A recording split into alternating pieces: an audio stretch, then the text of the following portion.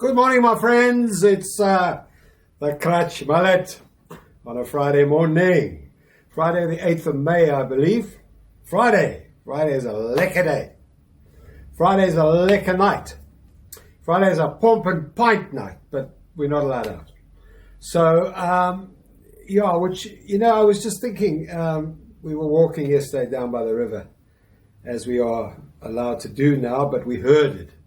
Between 6 and 9, there's just like so many people down there. Anyway, I was just saying to the girls I walk with, my wife and our friend, I said, we must get overjoyed.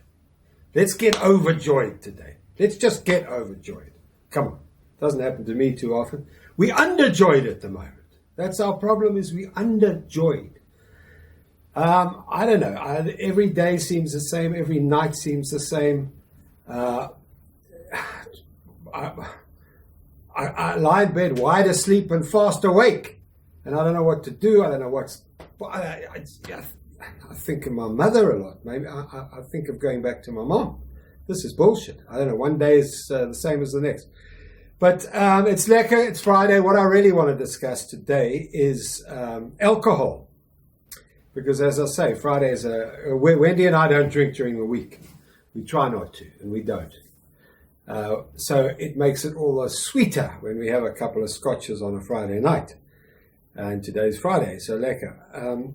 But I've got, I've kind of got a love-hate relationship with alcohol, because while it's a great ally, it can also be a great enemy, particularly to somebody like myself who suffers from depression, because alcohol actually is a strong depressant. So, as I always say, alcohol is only for the happy.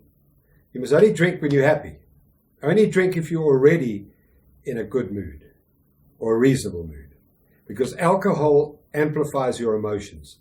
So if you're in a reasonable mood or a good mood, you'll only get happy, or you'll only get in a better mood.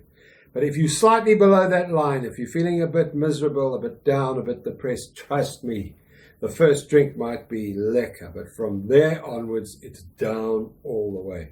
So I try not to drink if I'm feeling a bit miserable, because, to be absolutely honest, I will get more miserable and bloody aggressive and rude, and poor old Wendy catches it, and half the world. Never, I've tried to train myself over the years to never go on Facebook pissed. But it does happen. Anyway, so what I want to do today is I want to start the first of a series of what I'm going to do, a series of vlogs for you, reading short articles from my book. Now, this is my book, Once Upon a Crutch Mullet.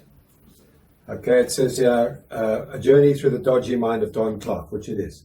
Am I punting this book? Shit, you bet I am. But I am going to...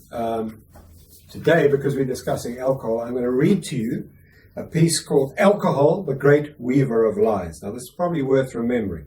It's called Alcohol, the Great Weaver of Lies. I've always said that lying to somebody is a sin, but lying to yourself is a tragedy. And boy, do people lie to themselves. Take alcohol, for instance, one of the only truly legal drugs, and people's first choice when it comes to the need to alter their mental state. Now, I love a tipple as much as anyone else, even a good piss-up occasionally. But I'm under no illusions that I'm only consuming the good poison to get a buzz going. Remove the most important mind-altering ingredient from the brew, ethyl alcohol, and I wouldn't touch it. Simple as that. Mainly because most alcoholic beverages taste crap compared to fruit juice, cool drinks, etc. The point I'm trying to make is that I really only drink alcohol because it is a drug, and I know it will serve that purpose. The difference is I'm prepared to admit it. But let me tell you, from bitter experience, you'll have a hell of a time getting others to do so. I can almost guarantee that if you walk into any pub and ask the customers why they are drinking, you will get one of the following answers. Because I'm thirsty. Yeah, how much liquid does it take to quench the thirst of an inactive blob on a bar stool? Because it's a sociable thing to do. Sure, it's only sociable because the drug relaxes you to the point where you have the courage to be sociable. Because I like the taste. Crap.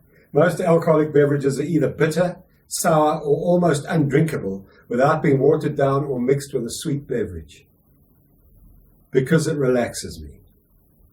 Interpretation. Ethyl alcohol is a potent psychotropic narcotic which acts directly on the central nervous system and makes me stoned. And so it goes on. But you will probably never get one drinker to admit that they are consuming alcohol because it is a drug that simply makes them feel lekker. Because people lie to themselves. Life is so much easier if one lives in a fat state of denial. Having said that, I am prepared to meet any of you at your favorite watering holes and buy you a drink if you could prove me wrong. After lockdown, that is.